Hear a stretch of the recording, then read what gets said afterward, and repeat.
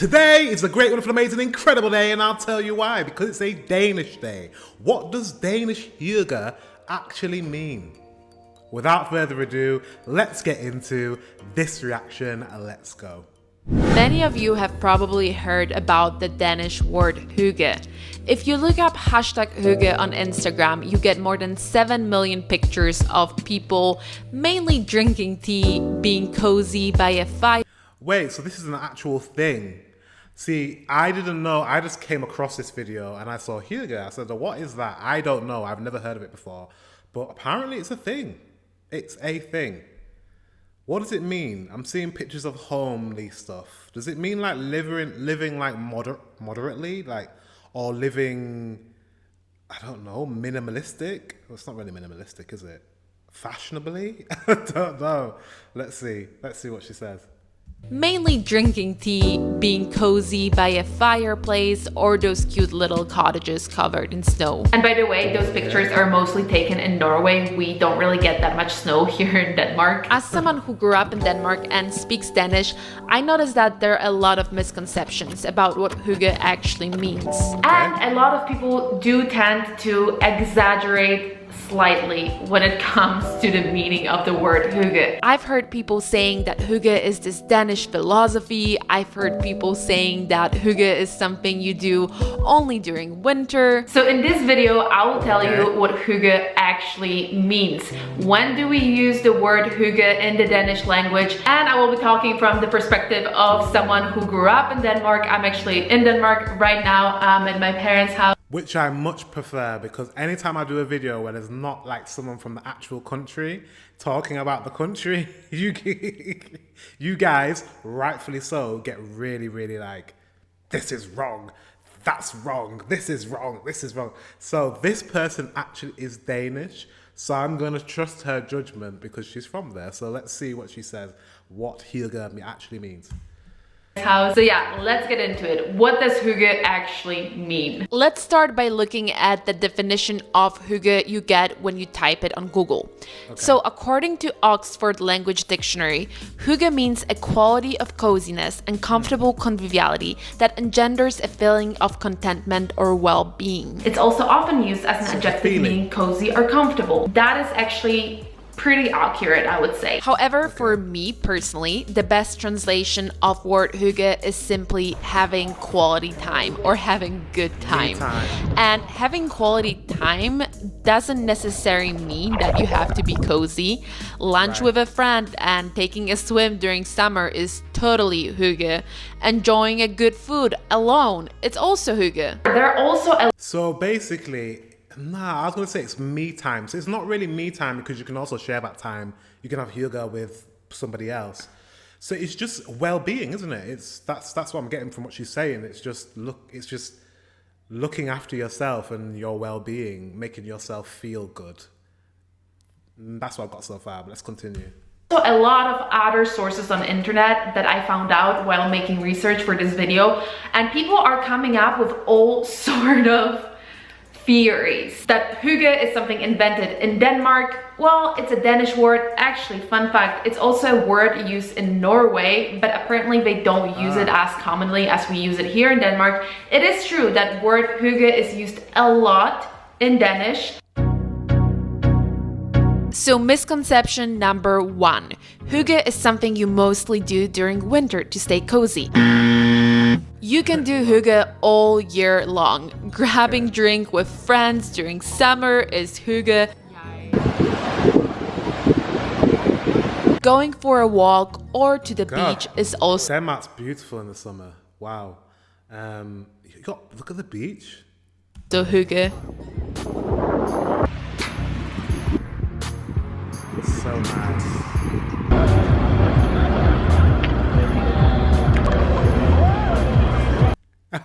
I want to do that. I don't know what that float thing is, but I need to do that. Gin and tonic float. That looks like so much fun. Guys, I need to ask you a question, right? So I've been speaking to my Swedes, I've been speaking to my Finns, and I've said I am coming, obviously, to Scandinavia, Nordic countries, all of them. I'm going to visit next year. I would like to come in the winter time. However, I would also like to come in the summertime. So I'm like, I might make 2 trips. When do you think is better to come to Denmark? Is it during the summer, would you say? Or would you say in the winter's pretty good as well? Let me know in the comment section. I think I'm going to have to do 2 trips to Scandinavia and other Nordic countries, sorry, because I want to include Finland. I think I'm going to do 2 trips. Yeah. It has to happen. I think people might think that it's something connected to winter, well, because it's cold most of the time in Denmark. I mean, the winter is really long and the summer is very short, but hygge is definitely something you can do during summer. You do a lot of hygge in the summer as well, in the garden. Misconception number 2. Hygge is a Danish philosophy and lifestyle, and in general, something invented in Denmark. Wrong. The thing is that in the Danish language, hygge is a very commonly used word. I've never thought about it as being this like whole concept or a whole mentality, Danish way of living, which is what people say online. Sure, I mean, you can sort of market it like that, and it is a very good idea to do it. Honestly, they did a freaking great job. I remember the very first time when I heard about it, that someone actually wrote a whole book about it. I was like, what the F? Mike Viking, who's behind the little book of hygge, which pretty much started the whole hygge trend, did hell of a good job when it comes to marketing. I never considered hygge a concept or a lifestyle, but the way he put it, I never... Hygge and lagom. Someone's marketed Scandinavian ways of living. It's very clever, isn't it? Commodifying like just sayings like, oh yeah, I'm just gonna take lagom from Sweden, I'm gonna take hygge from Denmark and just make it into a book about Scandinavian ways of being. It's so funny. You know, like anything in this world can be used and made into money. That's basically what these authors are doing. I wouldn't be surprised if they do that in England, and I don't know, something to do with a British way of being, drinking tea and crumpets. How to be, do you know what I mean? How to be, what's the word that they use in England? Like the upper class. How to be demure, how to be, do you know what I mean? Etiquette. British etiquette. And there probably are books. If I went into Amazon and I typed in British etiquette, there's probably books on that as well. So funny. I never considered hygge a concept or a lifestyle, but the way he put it together and marketed it definitely does make sense. In one of the interviews, Mike himself described hygge as the art of creating nice atmosphere. And that is something that really resonated with me, because in the Danish culture, you really do value making effort to consciously create nice atmosphere and value the small things in life, really, like hanging out with friends or allowing yourself to have and enjoy that piece of cake. The way I use hygge when I speak Danish is, for example, let's say I am sitting and chatting with a friend, we met up for coffee, my mom is calling me asking what we're doing. Well, no, okay, that's a bad example because I would speak Polish to my mom. Someone is calling me and asking me what we're doing, and I can say vi hygger sig, which means we are having hygge. In English, I would probably answer we're chilling. So hygge is commonly used in these situations when you're just, let's say, sitting with a friend or sitting alone and you're chatting, you're watching something, you're eating candy. That's very hygge for me, at least. And you're sort of having good time, you're enjoying yourself, you're chilling. So you can use the word hygge to describe an activity, but you can also use it to describe atmosphere. Let's say you're, for example, visiting a friend for the very first time, you're seeing their house for the first time, and you want to say that it's really nice, it looks pretty, you want to give a compliment, and you can say, nej, hvor er der hyggeligt her. Hygge is also a word we often... Wow, you can use it as a compliment for something. So it's a very adaptable word. You don't just use it just to be like, refer to a way of being, but it's a way of being, it's also a way of doing, and it's also to compliment someone else. So it's like a very adaptable word, which seems like it's very ingrained in just the Danish lifestyle and Danish way of being. So I can kind of get why they would be able to write a book on it. It's really interesting. And it's really interesting that, like, yeah, in Scandinavia, you all have your thing. Like, Sweden has lagom. You guys have hygge. What else is there? Finland has, what's the stoic thing that Finns have? There's a word for it, and I can't remember. But you all have your kind of way of being. It's really interesting. Often used when we're saying goodbye. So let's say I'm saying goodbye to a friend that I just met up with. A very normal thing to say would be "Det var hyggligt att se dig." In English, direct translation would be simply "It was good seeing you." In general, I do think that it is a little bit of a misconception and a little bit of an exaggeration to say that hygge is a concept invented by Danes. Essentially, what hygge means is just having quality time, having good time, chilling, relaxing. And that's not really something that only Danes do. Everyone does it really, but not everyone is equally good as Danes to value it. I think what makes hygge special in Denmark is the fact that Danes are really good at valuing the importance of quality time, of taking time off for yourself. In Denmark, the culture is definitely not as focused on work and productivity as it is, for example, in the US. Yeah, and that's what I watched a video the other day. Actually, the guy that you guys didn't, you were like slating, saying he's not even from Denmark and he's slagging off Denmark. You know, the guy that said the pros and cons to living in Denmark. But he was saying the same thing about productivity and about kind of not that you guys are not productive and that you don't work hard. It's just that you guys really do value your time out of work. Do you know what I mean? It seems like you have a great work-life balance, or that you try your best to have a great work-life balance as much as possible. And I love that. You appreciate the me time. You're not like Americans, and you're the opposite of Americans, because Americans, they really prioritize work, and they prioritize work to the point of it being detrimental to their health. You know, on top of the fact that they have to pay for their healthcare. Let's not get into America, but you know what I mean? Like, they don't value that like they do, like you guys do. In fact, like people in Europe do in general.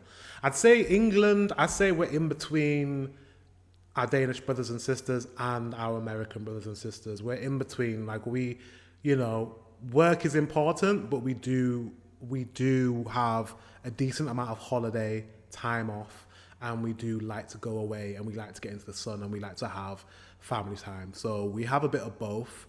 I lean more towards wanting to do it the Danish way and the Swedish way, but I also like to work. So it's one of those things. But I do think, time to yourself and time to replenish and time to recharge is very, very important. Whereas in Denmark, we do take more holidays. We don't necessarily work as long as some other people do in other parts of the world. In Denmark, people really value the importance of free time, and work and productivity and money and achieving whatever it is you want to achieve is not necessarily as important, or maybe that's a wrong thing to say. It's equally important. It can be equally important to having a good time and relaxing. However, I do think that it would be... How does that work with, and I want to ask you guys this, because, so a lot of the time when I watch these videos, there seems to be a certain demographic of people that are very vocal. Let's put it that way. Because the people that are more likely to do like YouTube videos and really, do videos like this, tend to be from a background where they're doing okay. They're doing okay. What about people in your society? Because there are those people, even if your society is very liberal, very good when it comes to socio-political stuff, like, helping people out, like benefits and childcare and all that, and all the support that society needs. But there are still people that are, not doing as well. Don't get paid that well, are poorer than other people. What about those people? What would they say? The Danish people that feel like, they struggle. because everyone, there's always people in society that struggle. I would love to hear from them and what their thoughts are. And if they do struggle, and if actually Denmark is amazing for people that don't have money and are not doing very well, or people that are on benefits, I would love to hear from. Yeah. Let me know in the comment section below. And if you're on benefits, if you are claiming from the government, let me know as well. If you feel comfortable to let me know. Like, let me know what your experience is. Do you think Denmark and the Danish government, do you think they really support you? How do you feel? Because it's easy to just take one kind of way of thinking. One way of thinking, is that good English? Do you know what I mean? Like, I'm listening to her, she's telling me, but she sounds like she's quite well-spoken, she speaks English really well. I think she's probably from a middle-class background, but I'm not getting all the voices heard, right? Where are the people that are from, you know, other demographics that may not feel like the Danish government are actually supporting them? I'd like to hear from them as well. So yeah, let me know in the comment section below. Yeah, let's continue. Would be wrong of me to make this video and not mention the fact that there are obviously reasons behind the fact that having quality time, valuing quality time is so important in the Danish society. And those reasons are, for example, the fact that Denmark is a very small and wealthy country where the government is stable, where people really trust the government, where the social security is great. In Denmark, people know that if they lose their job or if they get sick, someone is going to take care of them, meaning government. Government is going to take care of them. And that's because we pay very high taxes in Denmark. Your income tax, if you're an educated person, let's say you're a lawyer or a doctor, or you work in business, can be even 60%. That means that in Denmark... That's wild. That high. They can take the majority of what you earn. Wow. It's really a choice, isn't it? I guess if you grew up in if you grew up in Denmark, you're used to this, and this is just your society and how it functions, and you guys are happy to do that.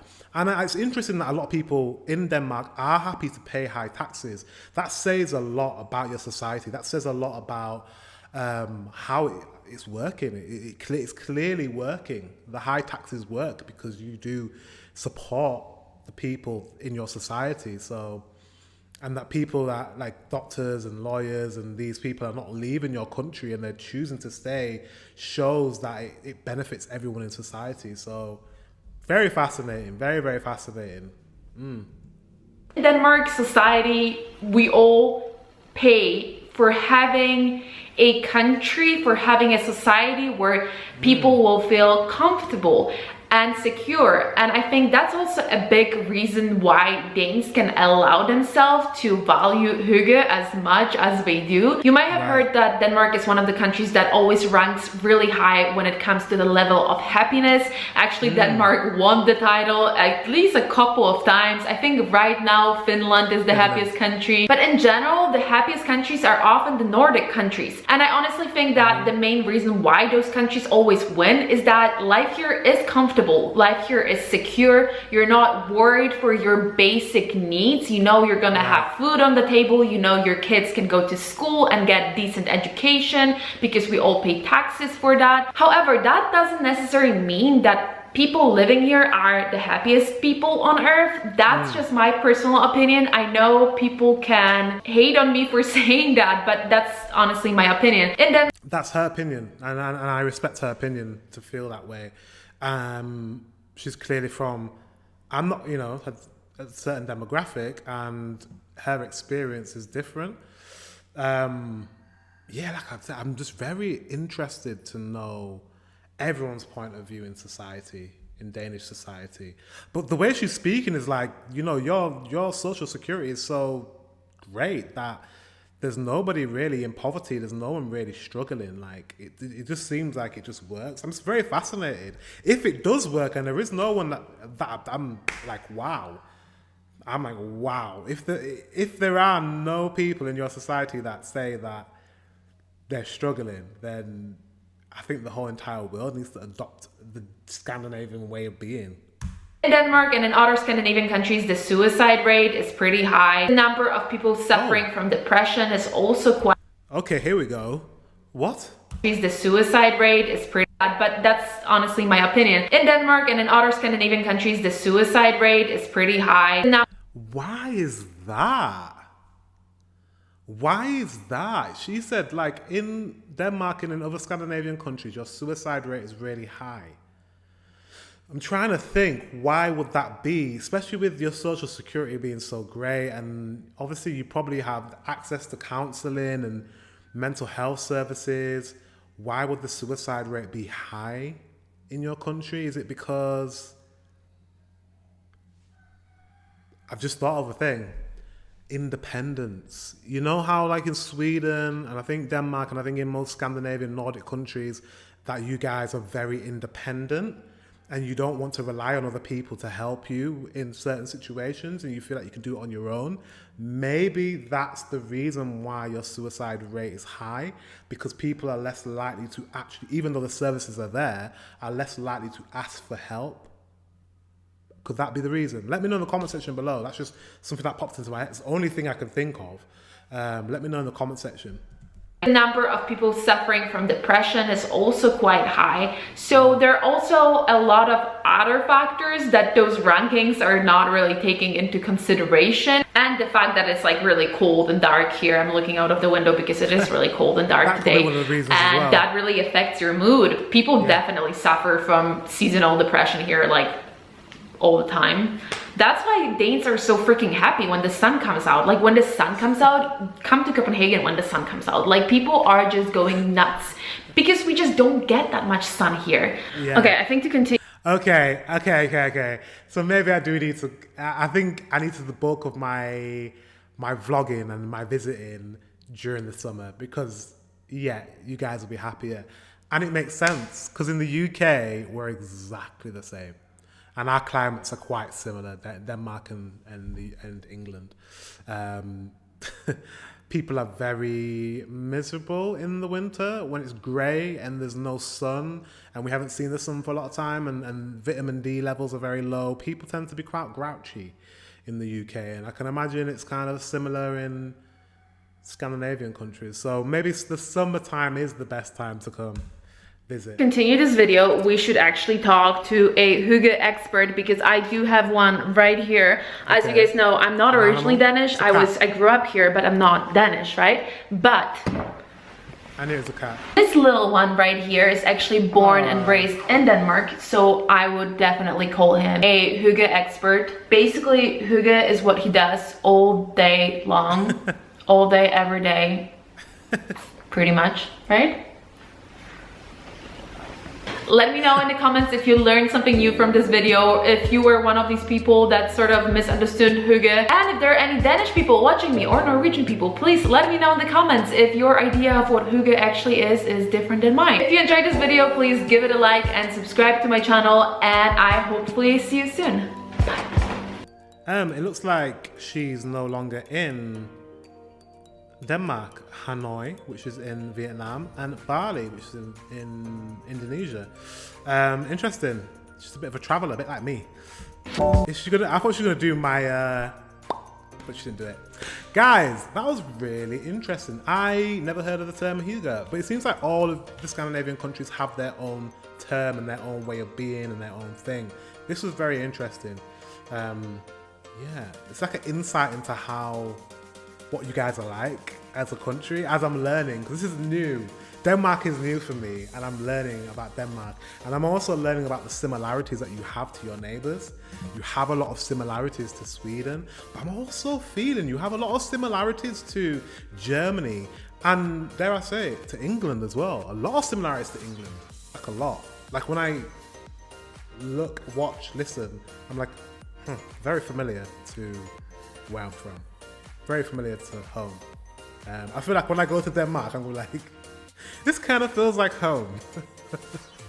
Guys, thank you very much for watching. Until the next one, I will see you very soon.